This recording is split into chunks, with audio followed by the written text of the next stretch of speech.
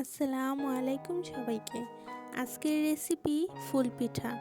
তো ফুল পিঠা বানানোর জন্য কি কি উপকরণ প্রয়োজন সব দেখাবো এই ভিডিওতে। তো চলুন দেখে আসি রেসিপিটি। ফুল পিঠা বানানোর জন্য আমাদের প্রথম দরকার নারকেল কোড়া এবং গুড়। গুড়গুলোকে আমরা এভাবে কেটে রাখবো। তিলগুলোকে আমরা ভেজে নিয়ে তারপর গুড় আর নারকেলের মধ্যে মিক্সড করে নেব। সবগুলো উপকরণ এভাবে একসাথে মিক্সড করে রেখে দিতে হবে কিছুক্ষণ।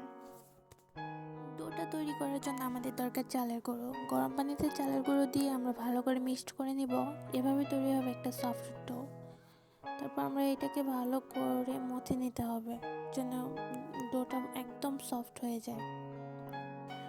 ডোটা এখন দুটো ভাগে ভাগ করে নেব, যেহেতু একটা গাঁদা ফুলের রং হবে আর একটি সাদা থাকবে।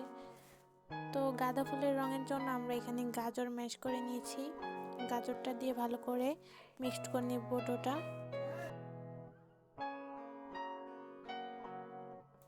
তো গাজরটাকে দিয়ে আমরা ভালোভাবে মিক্সড করে নিব। তো এবার পিঠাটা বানানোর জন্য গোল গোল করে এটার মধ্যে দিয়ে দিব নারকেল আর গুড়ের পুরটা। তো পুরটা ভালোভাবে দিয়ে এটা ভালোভাবে লক করে নিতে হবে যেন ছুটে না যায় এরকমভাবে।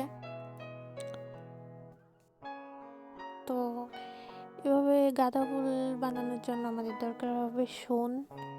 তো সোনটাকে দিয়ে ভালোভাবে গোল গোল করে ঘুরিয়ে ঘুরিয়ে ছিদ্র করে নিব।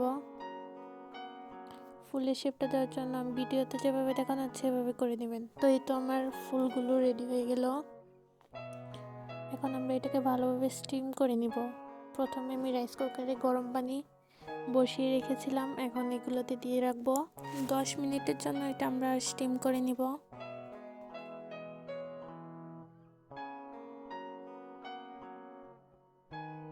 তো এই তো আমাদের ফুল পিঠা তৈরি হয়ে গেল। কেমন হলো জানাবেন। ধন্যবাদ সবাইকে।